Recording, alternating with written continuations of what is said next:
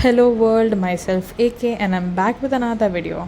सो आज है हमारा day 3 noob to pro in HTML 7 days series का। हमने अभी तक सीखा है HTML क्या है, वेबसाइट क्या है।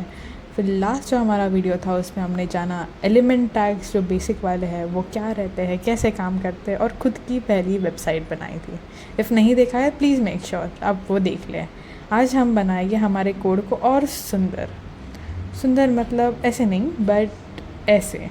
ये हमने लास्ट टाइम सीखा है, बट आप देख सकते हैं नीचे की लाइन में एकदम सिंपल लिखा हुआ है।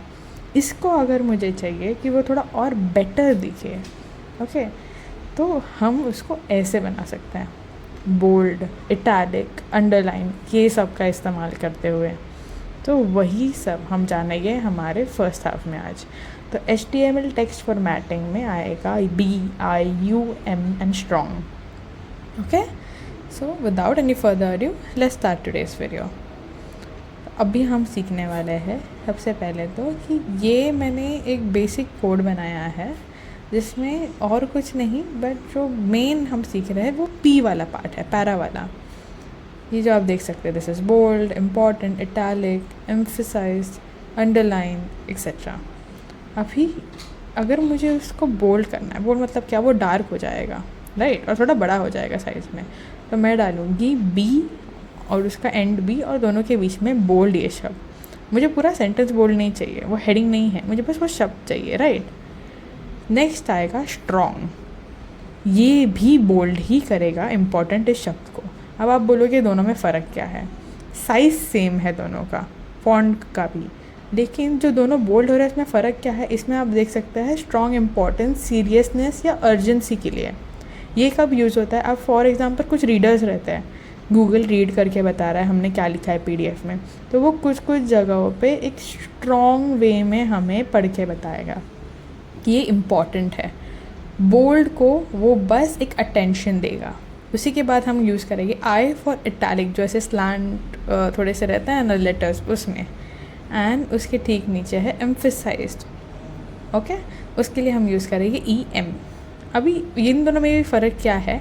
इटैलिक और एम्फसाइज्ड में दोनों भी स्लैंट में ही लिखे जाते हैं, एक अलग स्टाइल में, बट फ़र्क ये है इटैलिक बस आपको वो स्लैंट ये देगा, एम्फसाइज्ड नाम में ही है, जब आपका रीडर पढ़ रहा होगा तो वो स्ट्रेस देगा उस पर्टिकुलर वर्ड पे, ओके। उसके ठीक नीचे आता है अंडरलाइंड, नाम में ही है कि आपके जो शब्द है उसके नीचे अंडरलाइन कर देगा वो। तो ये था B, स्ट्रॉन्ग, I, M और U।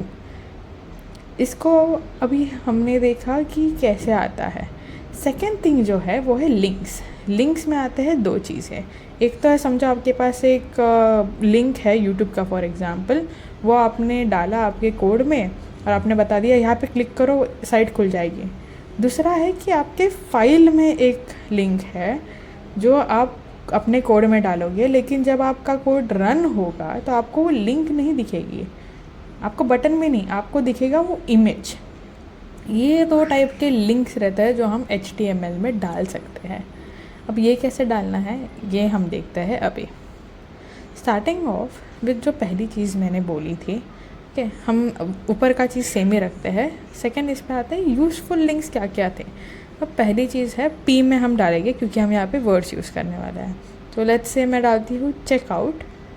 फिर अभी लिंक कैसे बनाएंगे, तो हम यूज़ करेंगे A, इमेज, लिंक्स, इन सब के लिए हम A यूज़ करेंगे। अब A का जो ब्रैकेट है उसी के अंदर href जो हमारी हाइपर लिंक है उसका reference is equal to double inverted commas, उसके अंदर हम लिंक डालेंगे। अब मैं डालूँगी मेरे चैनल का वेबसाइट का लिंक, तो ये मैंने डाल दिया मेरे यूट्यूब चैनल का लिंक, ओके। अगर मैं इसको उस A के बाहर लेके आओ, आप देख सकते हैं वो वाइट में आ जाएगा। मुझे चाहिए वो लिंक नहीं डिस्प्ले हो, वो लिंक रन हो, मेरा ये काम है। अब क्या क्लिक करने पे लिंक चलेगी, तो दिस लिंक लिखा है ना, उस पर क्लिक करोगे तो ऑटोमेटिक ये लिंक एक्टिवेट हो जाएगी। सेकेंड थिंग जो हमने देखा वो था इमेज यूज़ करके। अभी आप देख सकते हैं कि मैं इंस्टेड ऑफ P यहाँ मैं यूज़ करने वाली हूँ ब्रैकेट डाल के A। अब ये A क्यों डालूँगी मैं, क्योंकि आप देख सकते हैं कि मैं यहाँ कोई भी वर्ड नहीं यूज़ करने वाली, मैं एक इमेज यूज़ करने वाली हूँ। कैपिटल में नहीं, स्मॉल में लेंगे हम लोग। HTML में सब स्मॉल में ही रहता है।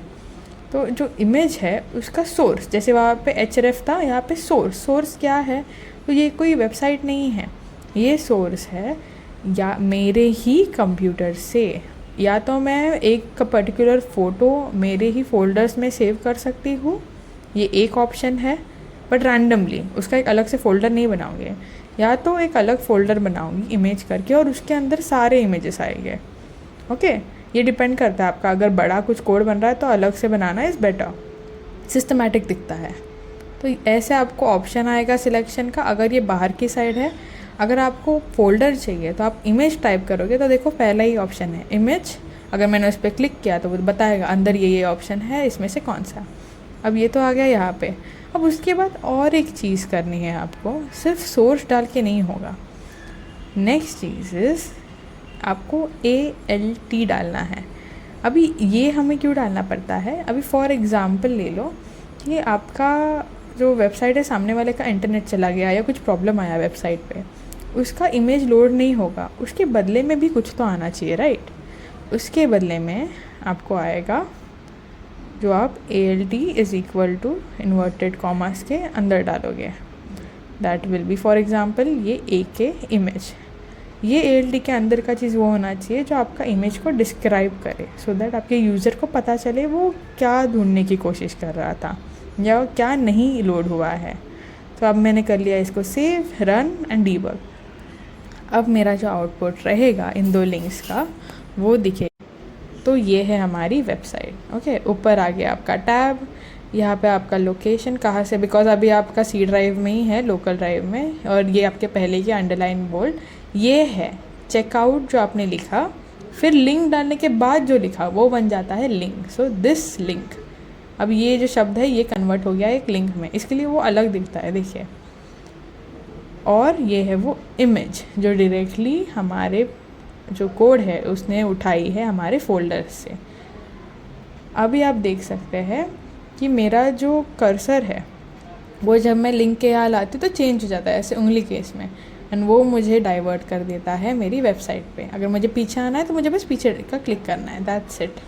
तो ये बन गई आपकी पहली वेबसाइट। लेकिन ये एक अधूरी वेबसाइट है, आपको और भी चीज़ें सीखनी है। व्हाट इफ़ एक चीज़ हो सकती है कि अगर मैं इमेज डाला है, मैं इमेज पे क्लिक करूँ जो बहुत सारे वेबसाइट्स पे होता है, तो मैं एक अलग साइट पे चली जाती हूँ।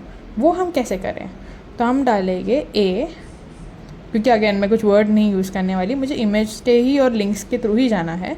तो A के अंदर मैं डाल दूँगी href और मेरा समझ लीजिए लिंक प्लेलिस्ट का। अब आपको दिख रहा है जो इमेज है वो अभी भी रेड में है, इट मीन्स हम अभी भी कुछ तो मिस कर रहे हैं। वो मिस हम क्या कर रहे हैं, मे बी एक हाथ ब्रैकेट या कुछ, तो वो हमें देखना है।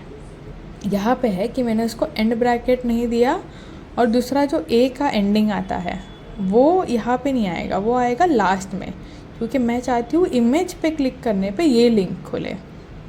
सिमिलर वे में जैसे हमने वो वर्ड का डाला था दिस लिंक का, वैसे ही यहाँ पे थोड़ा सा फॉर्मेटिंग करके ये और एक बन गया हमारा ऐसा कोड जहाँ पे हम इमेज पे क्लिक करेंगे तो हम दूसरी जगह डाइवर्ट हो गए। अब मैं इसको सेव कर देती हूँ, जो वाइट डॉट है वो निकल गया तो सेव हो गया मतलब, तो रन एंड डीबग। अब अगर मैं देखूँ मेरा आउटपुट में क्या है, तो आपको दिखेगा कि जब मेरा कर्सर जैसे लिंक पे आ रहा था तो उंगली दिख रही थी ना, वैसे इमेज पे भी वैसा ही दिख रहा है। जब मैं इमेज पे क्लिक करूँ लोड होके मुझे वो मेरी वेबसाइट पे या मेरे साइट पे लेके चला जाएगा, जो यहाँ पे मेरा यूट्यूब का चैनल है। तो ये था हमारे दो टाइप्स में हम लिंक्स कैसे यूज़ कर सकते हैं।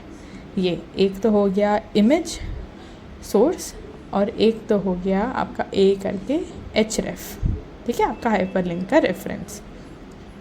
नेक्स्ट चीज़ जो हम अभी सीखने वाले हैं इसमें और एक चीज़ होती है जो रहती है, व्हाट इफ अगर मैं यहाँ लिख दूँ target is equal to double inverted commas और अब ब्लैंक। अब इससे क्या होगा, इसको मैं पहले सेव कर लेती हूँ। इससे क्या होगा कि जो आपका टैब खुलता है ना on the spot, run and debug कर लेते हैं फिर दिखाती हूँ। तो अब मैं यहाँ पे देख सकती हूँ कि जब मैं यहाँ किसी भी लिंक पे क्लिक करती हूँ तो इंस्टेड ऑफ वो सेम जगह खुलने पे और मैं बैक जाऊँ, मैं लिंक पे क्लिक करूँगी तो वो दूसरा टैब खोल देगा। अगर आपको इनकेस टैब नहीं दिख रहा तो मैं थोड़ा सा स्क्रीन ठीक कर लेती हूँ। यहाँ पे आपको दिख रहा है कि 2 टैब्स खुल गए हैं। मेरी वेबसाइट तो एक जगह पे है ही, पर बिकॉज ये एक अलग ही वेबसाइट की तरफ लेके जा रहा है तो मैं चाहती हूँ मेरी वेबसाइट खुली रहे और ये अलग से खुले टैब पे। This is what we have done today.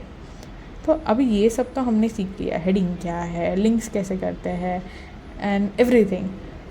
अब हम एक काम करते हैं, हम एक खुद की वेबसाइट बनाते हैं, एक ऑफिशियल वेबसाइट जो आप आपकी फैमिली को दिखा सकते हो, चेंजेस करके फ़ोटोज़ ऐड कर सकते हो और बहुत कुछ। ओके, सो ये आपके सी ड्राइव में ही रहेगा अभी के लिए। बहुत आगे जाके हमें थिंग सीखेंगे कि इसको HTTP इन सब में कैसे करना है। तो टू स्टार्ट विथ आपको दिख रहा है कि मैंने सेम चीज़ें जो हम सीखे Day 1, Day 2 और आज Day 3 पे वही चीज़ें ऐड की है और कुछ भी एक्स्ट्रा ऐड नहीं किया है। लिंक है, अबाउट मी पेज है, जब मैं क्लिक करूँगी तो मेरा प्लेलिस्ट खुलता है सेम पेज पे, और दूसरे इस पे क्लिक किया तो दूसरे टैब पे जाता है। एंड फिर इमेज का भी सेम, उसका खुद से अलग से लिंक है।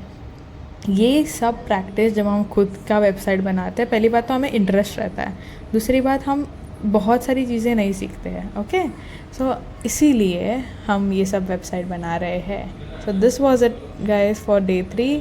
नेक्स्ट वीडियो में हम बाकी की चीज़ें सीखेंगे। टिल देन के लिए thank you so much. Make sure you like, share and subscribe.